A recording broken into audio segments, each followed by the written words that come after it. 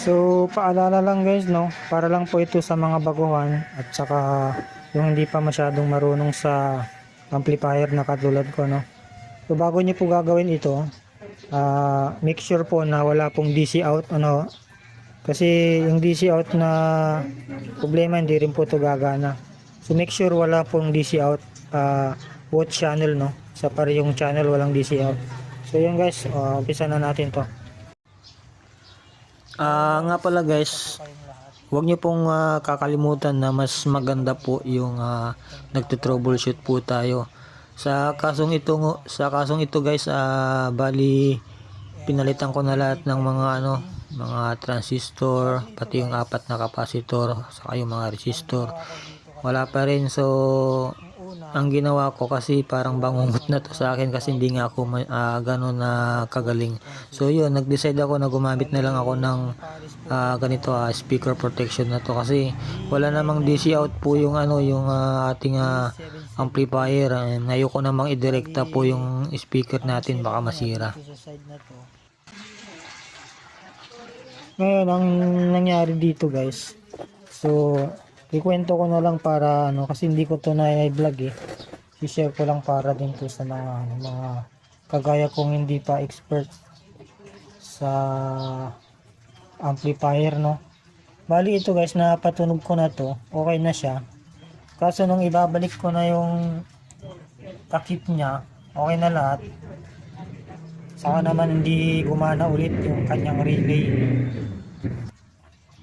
Bali yung relay nito nung una kong nakita, naka-jumper na yan. Tingnan natin.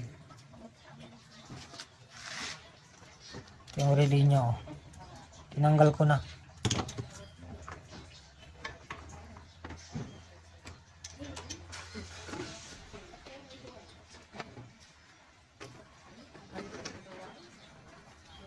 Pakita ko, no.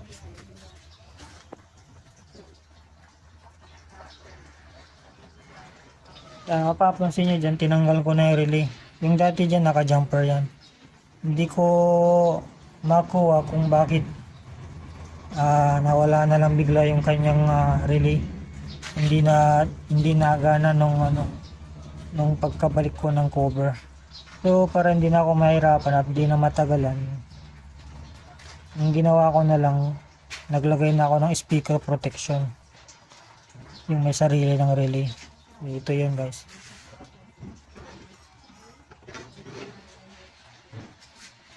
Ayan. Nabibili po yan sa sa online, Shopee saka sa Lazada.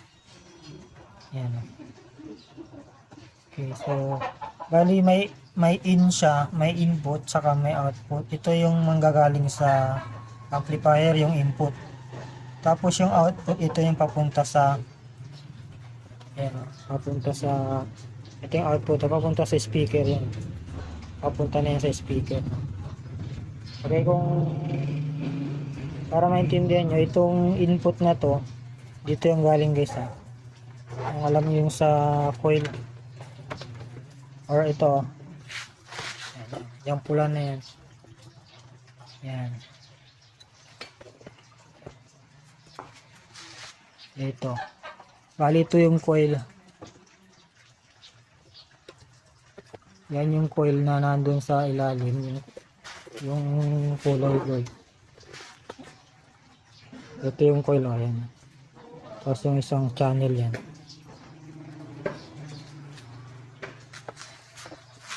Okay, tapos yung ground.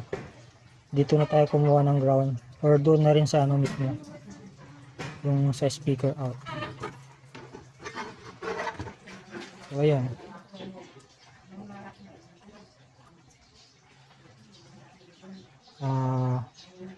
Ito na lang. Ininang ko na kasi para siguradong kapit. Negative, tsaka left and right. Yung dalawang yun. Tapos ito na yung out. Ito. Itong out na to papuntang speaker. Okay. Tapos ito may individual power supply yan. Kailangan sarili niya yung power supply. Yung power supply na kailangan nito ay nasa 12 volts AC hanggang yan 12 hanggang 16 volts. AC hindi siya DC. So ito yung gamit ko. Bali ito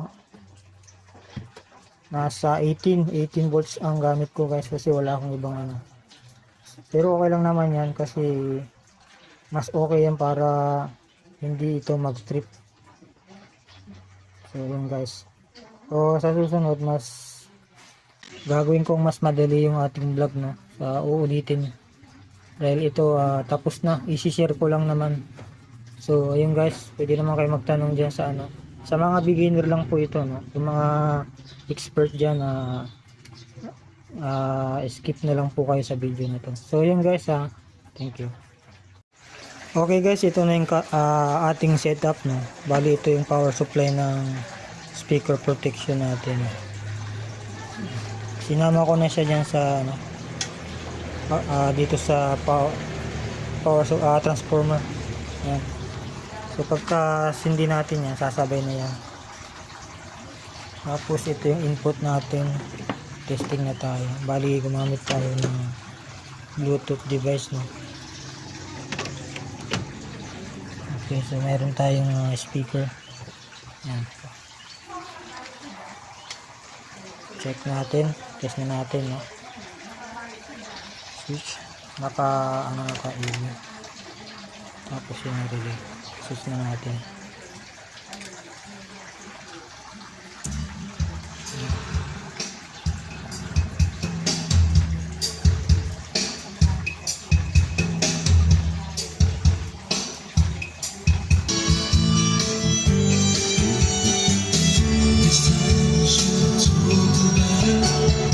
Ayan, putol-putol lang yung music natin para iwas copyright. Okay, lipat natin sa kabilang channel para matest din natin yung isa. So ayan na siya guys, sa kabilang channel naman tayo.